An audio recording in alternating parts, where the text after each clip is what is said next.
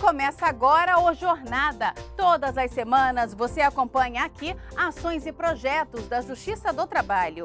O programa é produzido pelo Tribunal Superior do Trabalho e conta com a colaboração dos tribunais do trabalho de todo o país.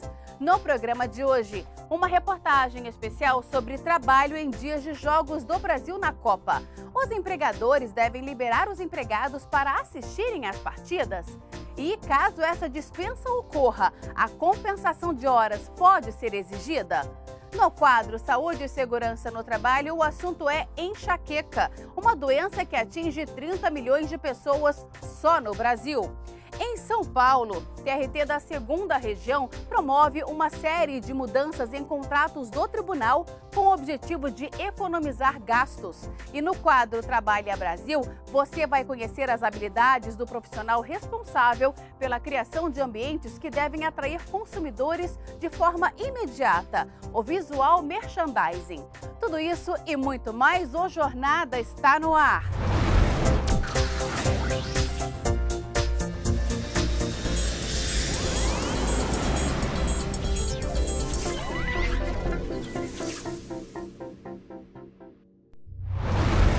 Começou a Copa do Mundo na Rússia e é claro que muita gente quer ver o Brasil jogar, de preferência no conforto de casa ou até com uma torcida maior, em bares e restaurantes. Muitos estabelecimentos comerciais prepararam uma programação especial para receber os torcedores e faturar mais durante o mês dos Jogos Mundiais. Mas como fica a jornada de trabalho em dias de Jogos do Brasil na Copa? Os empregadores devem liberar os empregados para assistirem às partidas? E caso essa dispensa ocorra, a compensação de horas pode ser exigida? Todas essas respostas você vai descobrir agora na reportagem especial do Jornada de hoje.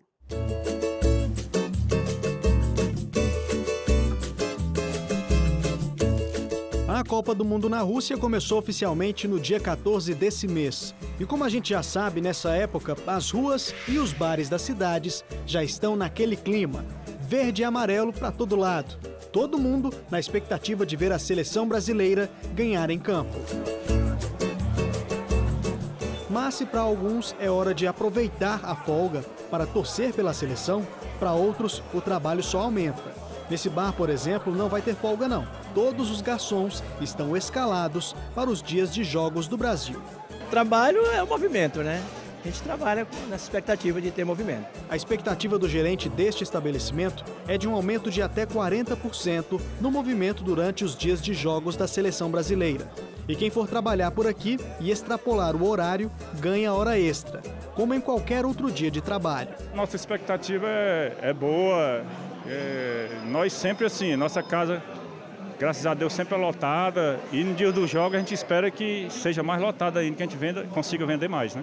Eles se programaram para que os garçons não fiquem sobrecarregados durante os 90 minutos de bola rolando nas partidas da seleção brasileira. Existem duas equipes aqui, a parte da manhã e a parte da noite. Então, nos dias dos jogos, a gente coloca a equipe da manhã para vir mais na hora do jogo e assim a gente vai revezando os funcionários, né? Na segunda rodada da fase de grupos, o Brasil encara a Costa Rica, dia 22 de junho, às 9 da manhã de uma sexta-feira. E na última rodada da primeira fase, Brasil e Sérvia se enfrentam numa quarta-feira, dia 27 de junho, às 3 horas da tarde. Os jogos da Seleção Canarinho vão acontecer em horário normal de expediente, o que está deixando muita gente apreensiva. Será que vai dar para ver o jogo do Brasil? Afinal de contas, o patrão deve ou não liberar os empregados no horário das partidas de futebol?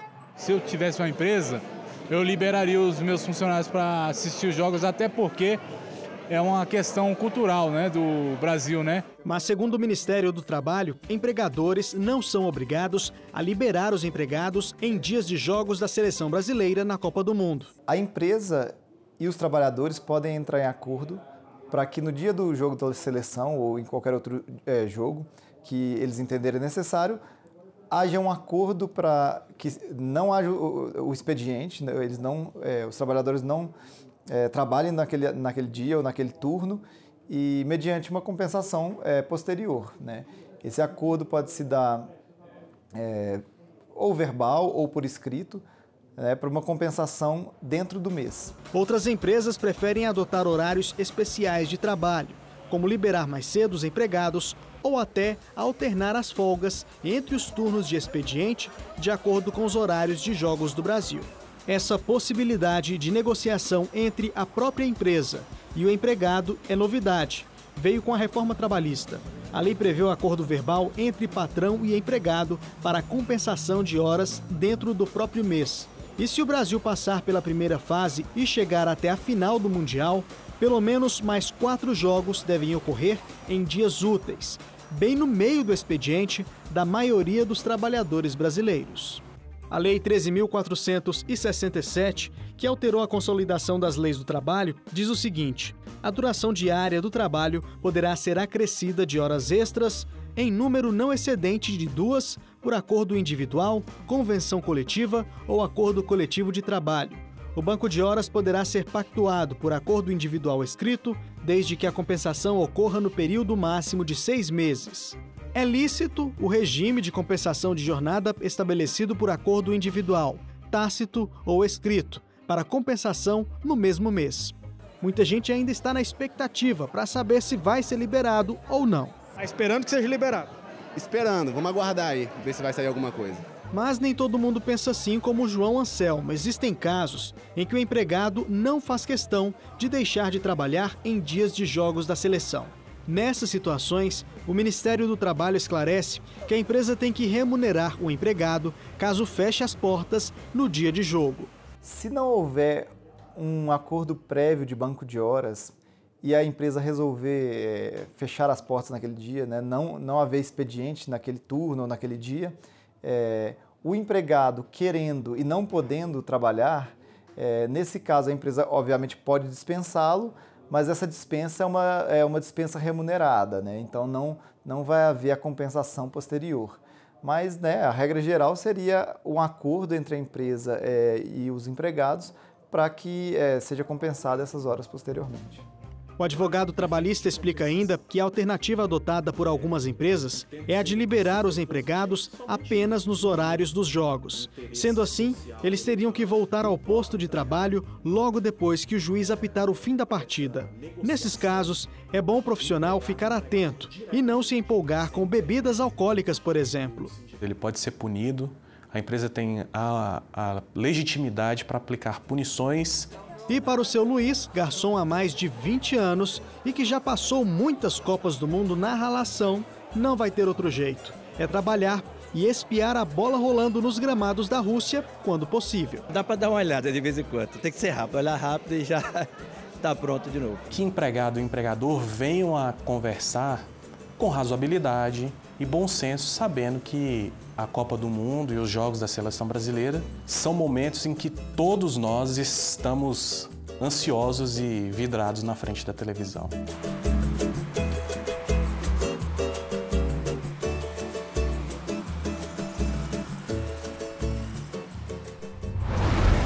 No próximo bloco, no quadro Saúde e Segurança no Trabalho, nós vamos falar sobre um mal que atinge milhões de brasileiros e que está entre as 10 doenças mais incapacitantes no mundo, a enxaqueca.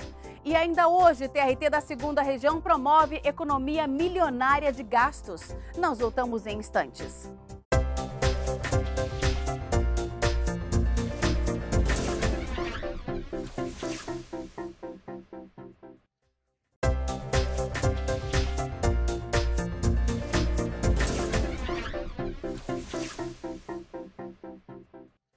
Vamos saber mais sobre a atuação da Justiça do Trabalho? Chegou a hora do JT em Ação. Para marcar o lançamento da campanha da Justiça do Trabalho, não leve na brincadeira, trabalho infantil é ilegal, denuncie, o TRT do Maranhão realizou em São Luís o 4º workshop do trabalho infantil, também por ocasião do Dia Mundial de Combate ao Trabalho Infantil, celebrado em 12 de junho. O evento reuniu magistrados, servidores e o público em geral que levaram um brinquedo ou um livro para serem doados à biblioteca comunitária Vale Ler. A instituição atende em média 40 crianças com atividades lúdicas como leitura livre, pintura, jogos e brincadeiras variadas. Também por ocasião do Dia Mundial contra o Trabalho Infantil, a Comissão de Combate ao Trabalho Infantil e de Estímulo à Aprendizagem do TRT da 8ª Região preparou um evento na Praça Brasil em frente ao tribunal, que contou com orientações sobre o trabalho infantil, riscos de acidentes domésticos, orientações jurídicas, atividades lúdicas para as crianças e adolescentes, além da exibição de vídeos, teatro de fantoches e apresentações musicais. Em Salvador, na Bahia, o TRT da 5ª Região promoveu a exposição intitulada Um Mundo Sem Trabalho Infantil, que apresentou peças da campanha sobre o combate ao trabalho infantil e painéis informativos disponibilizados pelo Tribunal Superior do Trabalho. Os painéis explicam o que é o trabalho infantil doméstico nas ruas e no campo e mostram quais são as piores formas de trabalho infantil que envolvem atividades ilícitas, escravidão e trabalho insalubre. O TRT da 10ª Região, que abrange o Distrito Federal e o Tocantins, inaugurou a exposição Romerinhos Crianças que Britam, com quadros pintados por jovens assistidos pela Casa Azul, instituição que abriga quase 2.000 crianças e adolescentes do Distrito Federal.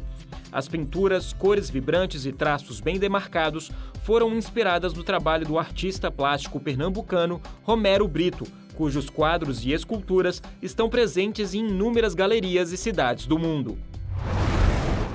Dor, aversão à claridade, enjoos, vômitos, sensibilidade a barulhos e até tonturas. Esses são alguns sintomas de uma doença que incomoda demais e que impede as pessoas de realizarem tarefas simples do dia a dia. Eu estou falando da enxaqueca. No quadro Saúde e Segurança no Trabalho de hoje, vamos falar sobre esse problema que atinge milhões de brasileiros e que, em casos extremos, pode até causar a internação e o afastamento do emprego. Ela chega sem avisar e altera completamente a nossa rotina. Provoca tanta dor que nos impede de fazer coisas simples, como usar o computador ou o celular. Estima-se que só no Brasil, mais de 30 milhões de pessoas sofram de enxaqueca, a vilã das dores de cabeça. A sensação era como se tivesse algum objeto perfurante no meu crânio, assim, dividindo ele ao meio. Era uma dor insuportável. Geralmente é assim. As crises de enxaqueca começam com uma dor muito forte em apenas um lado da cabeça. A simples exposição à luz ou ao barulho passa a provocar desconforto. E o que antes era considerado normal se transforma em algo insuportável. Quase sempre as crises vêm acompanhadas de vômito e podem durar horas ou até mesmo dias. A Organização Mundial da Saúde calcula que existam até 150 tipos de cefaleia, nome científico da popular dor de cabeça. A mais grave delas é a enxaqueca. Uma pesquisa realizada pela Academia Brasileira de Neurologia mostra que 97% dos entrevistados afirmaram terem sentido dor de cabeça no período de um ano. As crises de enxaqueca da Fernanda começaram há 3 anos. Chegaram em um momento de estresse no trabalho. Estava no trabalho, comecei a sentir uma dor de cabeça fraca, tomei remédio. Ela não passou, continuei tomando remédio. E aí ela foi piorando numa velocidade muito rápida. E aí eu passei muito mal, fui para o hospital. E aí começou a saga da enxaqueca. As dores eram tão insuportáveis que os remédios não resolviam. Foram 4 meses de tratamento. Tinha remédio para dor de cabeça, tinha antidepressivo. Eu cheguei a tomar anticoagulante, também por uma suspeita de trombose venosa cerebral. Então, foram muitos medicamentos. Procurar o hospital nunca é demais. Perigoso mesmo pode ser tratar a doença por conta própria. A orientação é dos médicos. Segundo eles, o uso contínuo de analgésicos pode fazer que, com o tempo, a crise se torne ainda mais forte. 2 dias de analgésico por semana, por 3 meses seguidos, que precisa de uma regularidade, desencadeia uma crise de enxaqueca. Ou seja, o uso contínuo de analgésicos pode levar a uma crise mais grave. Há uma piora da frequência e da intensidade das crises de enxaqueca. Os responsáveis por tanta dor são 30 genes espalhados pelo nosso corpo e que se desenvolvem ainda antes de a gente nascer. É que a enxaqueca é hereditária. 80% dos pacientes que têm enxaqueca relatam ter alguém próximo na família com a doença. E daí não tem jeito, é preciso tratar. A enxaqueca, como é uma doença genética, ela tem que ser tratada igual qualquer outra doença crônica. pressão alta, diabetes, ela vai necessitar um cuidado pro resto da vida, porque está na genética. Agora, dependendo de quanto maior for a crise de enxaqueca e quão mais frequente for a incidência dessas crises, o remédio vai ser ou mais forte ou mais fraco. Mas nem todos os casos são combatidos com medicação. Crises menos agudas podem ser tratadas com suplementos vitamínicos ou com a prática de atividades físicas. Outra alternativa é a acupuntura. É que a aplicação de agulhas ajuda a liberar substâncias como a endorfina e a serotonina, que, ao agirem no cérebro, ajudam a controlar a enxaqueca. Técnicas mais recentes utilizam a aplicação de botox. A toxina é aplicada em 31 pontos da cabeça e, ao entrar em contato com os nervos, age diretamente no cérebro, criando uma espécie de blindagem contra as crises. Em casos de dor extrema, os pacientes precisam ser internados. Segundo a Organização Mundial da Saúde, a enxaqueca está entre as 10 doenças mais incapacitantes do mundo. Só no Brasil, nos últimos 5 anos, ela afastou mais de 3.300 trabalhadores do mercado de trabalho. Quando o paciente consegue ficar, às vezes toma um analgésico e fica, os estudos mostram que a produtividade dessa pessoa que está numa crise cai com certeza mais que 50%. Então, se 2 dias de enxaqueca, se o paciente teve 2 dias de enxaqueca seguidos, é como se na prática ele perdesse um dia, porque ele não conseguiu produzir tudo aquilo que ele dá conta. Não por acaso, o estresse no trabalho é considerado o inimigo número 1 da enxaqueca. Ficar muito tempo sem comer também pode ser prejudicial, mas a alimentação também pode ser um gatilho para a doença. Neste caso, o bom mesmo é ficarmos de olho no que levamos à boca. Queijos, vinhos e até mesmo chocolate em excesso podem fazer desencadear uma crise. Também é bom maneirar no café. Mais de 3 xícaras por dia podem fazer a cabeça explodir. Se o paciente tem dor de cabeça 3 vezes no mês, por pelo menos 3 meses seguidos, já está na hora de buscar um médico e fazer um tratamento. E meu conselho é sempre, nunca deixar o quadro ficar crônico. Quanto mais agravado, quanto mais intenso, fica mais difícil a gente conseguir voltar ao estado natural do paciente. No próximo bloco, em São Paulo, o TRT da 2ª Região revê contratos de locação e prestação de serviços, realiza mudanças de endereço e dá prioridade a aluguéis mais baixos para fazer economia milionária de gastos. E no quadro Trabalha Brasil, vamos conhecer as habilidades do profissional responsável por criações capazes de chamar a atenção dos consumidores à primeira vista, o visual merchandising. Nós voltamos daqui a pouco.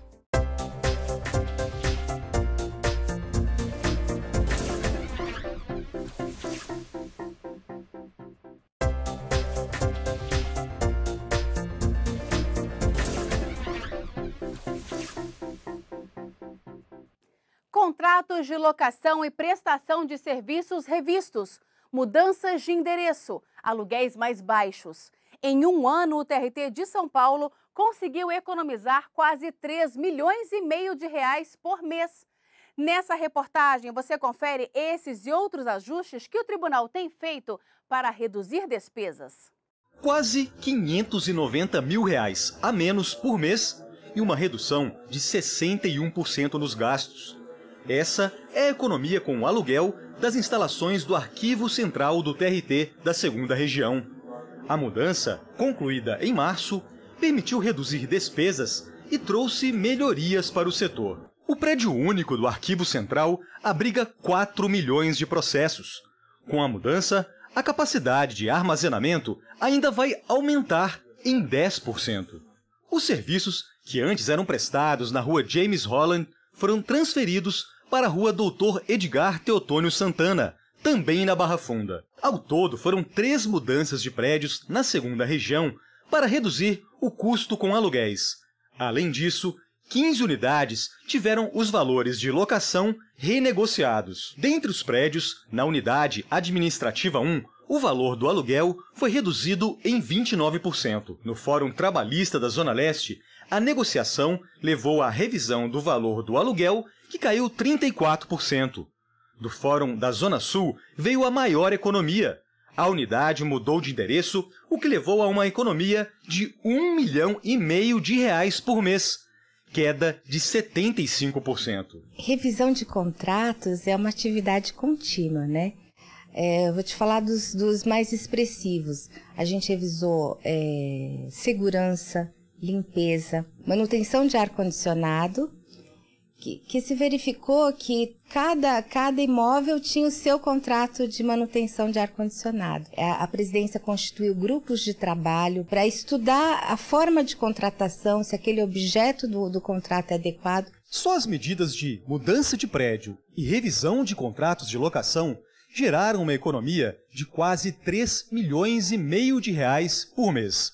Em um ano, a quantia chega a mais de R$41 milhões. Parte desse dinheiro está sendo reinvestida na reforma de prédios próprios do tribunal. Aqui no Fórum Trabalhista Rui Barbosa, por exemplo, estão sendo feitos os serviços de troca de piso e também pintura das paredes. Mudanças que geram mais economia. O novo piso, por exemplo, vai reduzir os gastos com manutenção. Manter o revestimento de carpete era mais caro. Novas obras estão previstas também para o edifício sede, como a substituição do sistema de ar-condicionado e a troca da tubulação de água e esgoto. O dinheiro economizado pelo tribunal pode ser usado, inclusive, na compra de um novo prédio. Dependendo de como caminhe a execução do orçamento ao longo do ano, eu não excluo a possibilidade, inclusive, se tivermos dinheiro para substituir algum dos prédios alugados, não é? Estudar a possibilidade de utilizar parte desse dinheiro para investir em algo que vai gerar uma economia permanente. Procurar, dentro das possibilidades, né, de que cada tribunal dispõe, cortar a despesa sem precarizar o atendimento. Para atrair consumidores, muitas lojas capricham no visual da vitrine. A intenção é já realizar a venda ali mesmo, fora da loja, para que o cliente já entre no estabelecimento decidido a levar a mercadoria para casa. E para explicar melhor as habilidades de quem tem essa estratégia de venda nas mãos, o Trabalha Brasil de hoje vai mostrar como atua o visual merchandising. Acompanhe na reportagem. Você já teve vontade de entrar em uma loja porque a vitrine lhe chamou a atenção? Se a resposta for sim, saiba que você, cliente, foi estimulado visualmente. O interesse pelos produtos foi provocado pelo visual merchandising, ou VM, como é chamado o profissional que atua com vitrinismo e com a organização de uma loja. Rafaela trabalha há 4 anos como visual merchandising. A concepção da vitrine é criada por ela. A forma como os manequins deverão ficar expostos, cada detalhe da loja, a disposição das cores das peças é estrategicamente pensada para estimular o interesse do consumidor a comprar. Apaixonada por vendas, ela se formou em publicidade para entender como criar técnicas de divulgação de produtos. Logo em seguida, fez um curso de design de interiores. Com o conhecimento adquirido, decidiu que queria passar as estratégias de venda aos lojistas. Foi assim que se tornou uma visual merchandising. Dentro da publicidade, eu já vi um nicho de mercado que não era muito estudado, que era o impacto das vitrines dentro do ponto de venda, né? Como é que isso impactava na pessoa entrar na loja e comprar. Segundo Rafaela, é preciso entender como funciona o método visual de vendas para oferecer o serviço. Primeiro de tudo, você tem que se especializar nisso, tá? Não adianta você simplesmente gostar de organizar as coisas se você não sabe como é que trabalha com essas técnicas. Para atrair o interesse do cliente pela peça e fazer o consumidor comprar o produto, o trabalho do visual merchandising vai além da arrumação da arara de roupas e da vitrine. O profissional também apresenta propostas para melhorar o ambiente da loja. Rafaela, por exemplo, ofereceu consultoria para aperfeiçoar o provador e, assim, estimular as vendas. A iluminação, quando vem de cima, faz sombra e faz com que o cliente não consiga enxergar o volume que a roupa faz no corpo dele. A gente implementou uma iluminação que vem de frente para que essa experiência de se ver fique mais agradável e ele consiga ver todo o volume da roupa correto. Para despertar a sensação de compra do público, Rafaela precisa estar atenta à disposição e à harmonia de cores das peças. Na loja em que Rafaela trabalha, as roupas são organizadas conforme os tons. Cada tonalidade fica em um espaço específico para criar equilíbrio visual. Com o lojista contente, Rafaela diz que se sente satisfeita com o trabalho que faz. Eu me sinto realizada, eu gosto de trabalhar com isso. E eu queria tornar essa experiência para as pessoas impactante, assim, que elas gostassem do que elas compram, do que elas consomem. E é isso, eu gosto da minha área.